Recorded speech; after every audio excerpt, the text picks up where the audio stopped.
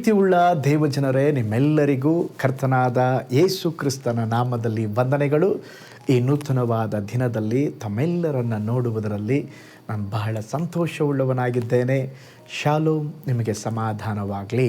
ಈ ದಿನ ದೇವರ ವಾಕ್ಯದ ಜ್ಞಾನಕ್ಕಾಗಿರುವಂಥ ವಿಷಯ, ನೀನು ನಂಬಿದರೆ ದೇವರ ಮಹಿಮೆಯನ್ನು ಕಾಣುವಿ. ಅದಕ್ಕೆ ಆಧಾರವಾಗಿ ಯೋಹಾನ್ ಬರೆದ ಸುವಾರ್ತೆ 11ನೇ ಅಧ್ಯಾಯ 40ನೆಯ ವಚನ. ಯೇಸು ಆಕೆಗೆ, ನೀನು ನಂಬಿದರೆ ದೇವರ ಮಹಿಮೆಯನ್ನು ಕಾಣುವಿ ಎಂದು ನಾನು ನಿನಗೆ ಹೇಳಲಿಲ್ಲವೇ ಎಂದು ಉತ್ತರ ಕೊಟ್ಟನು. ಪ್ರೀತಿಯುಳ್ಳ ದೇವಜನರೇ, ಈ ಮಾತನ್ನು ಯೇಸು ಸ್ವಾಮಿಯವರು ಮಾರ್ತಳಿಗೆ ಹೇಳಿದರು. ಅವಳ ಸಹೋದರನಾದ ಲಾಜರನು ಸತ್ತು 4 ದಿನಗಳಾಗಿತ್ತು. ಅವನನ್ನು ಸಮಾಧಿಯಲ್ಲಿ ಇಡಲಾಗಿತ್ತು. ಮನುಷ್ಯನ ದೃಷ್ಟಿಯಲ್ಲಿ ನಾವು ನೋಡೋದಾದರೆ ಎಲ್ಲ ಮುಗಿದು ಹೋಗಿತ್ತು. ಇನ್ಯಾವುದು ನಿರೀಕ್ಷೆ ಇರಲಿಲ್ಲ. ಮಾರ್ತ ಮತ್ತು ಮರಿಯಳು ಅವರ ತಮ್ಮ ತೀರಿ ಹೋಗುವ ಮುಂಚೆ ಸುದ್ದಿಯನ್ನು ಕಳಿಸಿಕೊಟ್ಟಿದ್ರು. ಯೇಸು ಸ್ವಾಮಿ, ಲಾಜರನು ಬಹಳ ಸೀರಿಯಸ್ ಆಗಿದ್ದಾನೆ, ಒಂದು ಸಾರಿ ಬಂದು ನೋಡ್ರಿ. ಅವ್ರಿಗೆ ಗೊತ್ತಿತ್ತು ಯೇಸು ಸ್ವಾಮಿ ಬಂದರೆ ಅವ್ರ ತಮ್ಮ ಸಾಯುತ್ತಿರಲಿಲ್ಲ. ಅದಕ್ಕೆ ಈಗ ಮಾರ್ತಳು ಯೇಸು ಸ್ವಾಮಿ ಏನೋ ತಡವಾಗಿ ಬಂದಂತೆ ಅವರಿಗೆ ಕಾಣಿಸ್ತು. ಅದಕ್ಕೆ ಮಾರ್ತಳು ಹೇಳ್ತಾಳೆ, ಸ್ವಾಮಿ, ನೀನು ಇಲ್ಲಿದ್ದಿದ್ದರೆ ನನ್ನ ತಮ್ಮನು, ನನ್ನ ಸಹೋದರನು ಸಾಯುತ್ತಿರಲಿಲ್ಲ. ಆ ಸಮಯದಲ್ಲಿ ಯೇಸು ಸ್ವಾಮಿ ಹೇಳುತ್ತಿದ್ದಾರೆ, ನೀನು ನಂಬಿದರೆ ನೀನು ದೇವರ ಮಹಿಮೆಯನ್ನು ಕಾಣುವಿ. ತಿರುಗಿ ಆ ಲಾಜರನ್ನು ಎಬ್ಬಿಸಲಿಕ್ಕೆ ಅವನ ಕಲ್ಲನ್ನು ತೆಗೀರಿ ಅಂತ ಹೇಳಿದಾಗ ಆವಾಗಲೂ ಮಾರ್ತಳೆ ಹೇಳ್ತಾ ಇದ್ದಾಳೆ, ಸ್ವಾಮಿ, ಅವನು ಸತ್ತು 4 ದಿನವಾಯಿತು. ಆಗಲೂ ದೇವರು ಹೇಳಿದ್ರೆ, ನೀನು ನಂಬಿದರೆ ದೇವರ ಮಹಿಮೆಯನ್ನು ಕಾಣುವಿ. ಪರಿಸ್ಥಿತಿ ನಮ್ಮ ಕೈ ಮೀರಿದಾಗಲೂ ದೇವರ ಕೈ ಮೀರುವುದಿಲ್ಲ. ಮನುಷ್ಯನು ಮುಗಿಯಿತು ಎಂದು ಹೇಳುವ ಸ್ಥಳದಲ್ಲೇ ದೇವರು ಒಂದು ಹೊಸ ಅಧ್ಯಾಯವನ್ನು ಆರಂಭಿಸಬಲ್ಲರು. ಮಾರ್ತಳ ದೃಷ್ಟಿ ಸಮಾಧಿಯ ಸ್ಥಿತಿಯ ಮೇಲಿತ್ತು. ಯೇಸುವಿನ ದೃಷ್ಟಿ ದೇವರ ಮಹಿಮೆಯ ಮೇಲೆ ಇತ್ತು. ಮಾರ್ತಳು ಹೇಳುತ್ತಿದ್ದಾಳೆ, 4 ದಿನಗಳಾಯಿತು. ಯೇಸು ಸ್ವಾಮಿ ಹೇಳಿದ್ರು, ನೀನು ನಂಬಿದರೆ ದೇವರ ಮಹಿಮೆಯನ್ನು ಕಾಣುವಿ. ನೋಡ್ರಿ, ಆ ಸಮಾಧಿಯ ಮುಂದೆ ಆ ಕಲ್ಲನ್ನು ತೆರೆಯಬೇಕಾಗಿತ್ತು.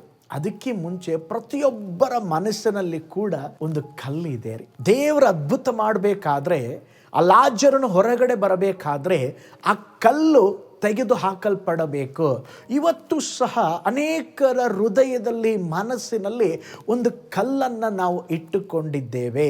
ಇದು ಸಾಧ್ಯವಿಲ್ಲ, ಇದು ಆಗುವುದಿಲ್ಲ, ಈಗ ಬಹಳ ತಡವಾಗಿದೆ, ಇನ್ನು ನನ್ನ ಪ್ರಾರ್ಥನೆಗೆ ಉತ್ತರ ಸಿಕ್ಕುವುದಿಲ್ಲ, ನನ್ನ ಗಂಡ ಬದಲಾಗುವುದಿಲ್ಲ, ನನ್ನ ಮಕ್ಕಳು ಬದಲಾಗುವುದಿಲ್ಲ, ನನ್ನ ಜೀವನ ಬದಲಾಗುವುದಿಲ್ಲ, ಹೀಗೇ ಇರ್ತೇನೆ. ನೋಡ್ರಿ, ಈ ಕಲ್ಲನ್ನು ಮೊದಲು ನೀವು ತೆಗೆದು ಹಾಕಬೇಕು. ಇದನ್ನು ತೆಗೆದು ಹಾಕಿದ್ರೇ ದೇವರು ನಿಮ್ಮ ಜೀವಿತದಲ್ಲಿ ಮಹತ್ ಕಾರ್ಯಗಳನ್ನು ಮಾಡುವರು. ಕೆಲವು ಸಾರಿ ನಾವು ತಡವಾಗಿದೆ, ಅಯ್ಯೋ ದೇವರೇ ಅವಾಗ ಮಾಡಿದ್ರೆ ಏನೋ ಆಗ್ತಾ ಇತ್ತು. ನೋ ನೋ ನೋ ನೋ ನಮ್ಮ ಸಮಯಕ್ಕೆ ದೇವರು ಮಾಡುವುದಿಲ್ಲ. ದೇವರು ತಮ್ಮ ಸಮಯಕ್ಕೆ ಅನುಗುಣವಾಗಿ ಮಾಡುತ್ತಾರೆ. ನೀವು ಆರೋಗ್ಯ ವಿಷಯದಲ್ಲಿ ನಿರಾಶರಾಗಿರಬಹುದು, ಎಲ್ಲ ಪ್ರಯತ್ನ ಮಾಡಿ ಮುಗಿಸಿರಬಹುದು, ಕುಟುಂಬ ಸಂಬಂಧ ಮುರಿದು ಹೋಗಿರಬಹುದು, ಕೆಲಸಕ್ಕಾಗಿ ನೀವು ಬಹಳ ಪ್ರಯತ್ನಪಟ್ಟು ಇನ್ನೂ ಒಂದು ಒಳ್ಳೆಯ ಕೆಲಸ ಸಿಗದೇ ಇರಬಹುದು, ಹಣಕಾಸಿನ ಹೊರೆ ಹೆಚ್ಚಾಗಿರಬಹುದು, ಮಕ್ಕಳ ಜೀವಿತದ ಕುರಿತು ನೀವು ಚಿಂತೆ ಮಾಡುತ್ತಿರಬಹುದು, ಪ್ರಾರ್ಥಿಸಿದರೂ ಉತ್ತರ ಇಲ್ಲದೇ ಇರಬಹುದು. ಇಂಥ ಸಮಯದಲ್ಲಿ ದೇವರು ನಮಗೆ ಹೇಳುವ ಒಂದೇ ಒಂದು ಮಾತು, ನೀನು ನಂಬಿದರೆ ದೇವರ ಮಹಿಮೆಯನ್ನು ಕಾಣುವಿ. ನಾನು ದೇವರನ್ನ ನಂಬುತ್ತೇನೆ ಅನ್ನುವರು ಕಮೆಂಟ್ ಬಾಕ್ಸಲ್ಲಿ ಒಂದು ಆಮೇನ್ ಎಂಬುದಾಗಿ ಬರೆಯಿರಿ. ನಾನು ದೇವರನ್ನ ನಂಬ್ತೇನೆ ಪಾಸ್ಟರ್, ದೇವರ ಮಹಿಮೆಯನ್ನು ನಾನು ನೋಡುತ್ತೇನೆ, ನಂಬಿ ದೇವರ ಮಹಿಮೆಯನ್ನು ಕಾಣ್ತೇನೆ ಎಂಬುದಾಗಿ ಹೇಳೋರ ಧೈರ್ಯದಿಂದ ಅದನ್ನು ಬರೆಯಿರಿ.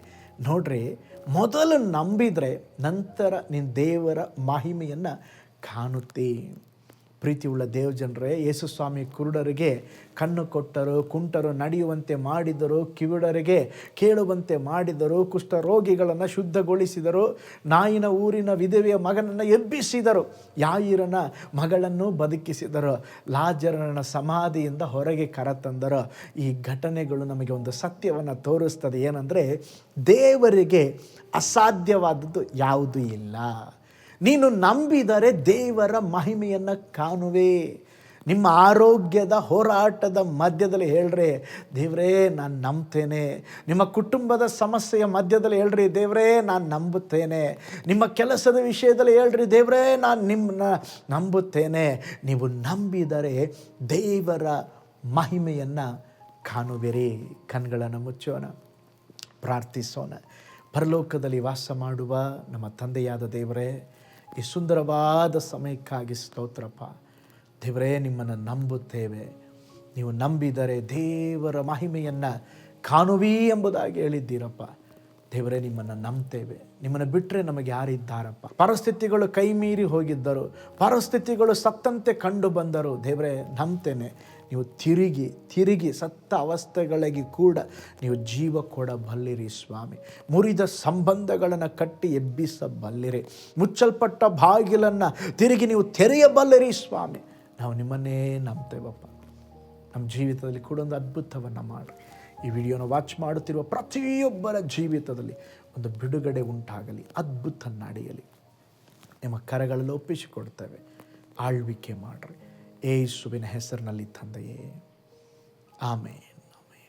Price the lord. ಹಾಗಾದರೆ ದೇವರನ್ನ ನಂಬ್ರಿ. ದೇವರ ಮಹತ್ ಕಾರ್ಯಗಳು ನಿಮ್ಮ ಜೀವಿತದಲ್ಲಿ ಜರಗಲಿಕ್ಕಿದೆ. ಯಾವುದೇ ಸನ್ನಿವೇಶವಾಗಿರಲಿ, ಜಸ್ಟ್ ಹೇಳ್ರಿ, ದೇವರೇ ನಂಬ್ತೇನೆ, ಒಂದು ಅದ್ಭುತವನ್ನು ಮಾಡಿರಿ ಎಂಬುದಾಗಿ. ನೀವು ನಂಬಿದರೆ ನೀವು ದೇವರ ಮಹಿಮೆಯನ್ನು ಕಾಣುವಿರಿ. ನಿಮಗಾಗಿ, ನಿಮ್ಮ ಕುಟುಂಬಕ್ಕಾಗಿ ಪ್ರಾರ್ಥಿಸ್ತಾ ಇದ್ದಾನೆ. ದೇವರು ಇನ್ನೂ ಉನ್ನತವಾಗಿ ನಿಮ್ಮನ್ನು ಆಶೀರ್ವಾದ ಮಾಡಲಿ. God bless you. ಕರ್ತನಲ್ಲಿ ಪ್ರಿಯರೇ, ಈ ಸಂದೇಶ ಮತ್ತು ಪ್ರಾರ್ಥನೆ ನಿಮಗೆ ಆಶೀರ್ವಾದಕರವಾಗಿದ್ದರೆ, ದೇವರು ನಿಮ್ಮನ್ನು ಪ್ರೇರೇಪಿಸಿದರೆ, ನಂಬಿಕೆಯಿಂದ ಸಾಗುವ ಈ ಸೇವೆಗೆ ನಿಮ್ಮ ಅಮೂಲ್ಯವಾದ ಕಾಣಿಕೆಯನ್ನು ಬಿತ್ತಿರಿ.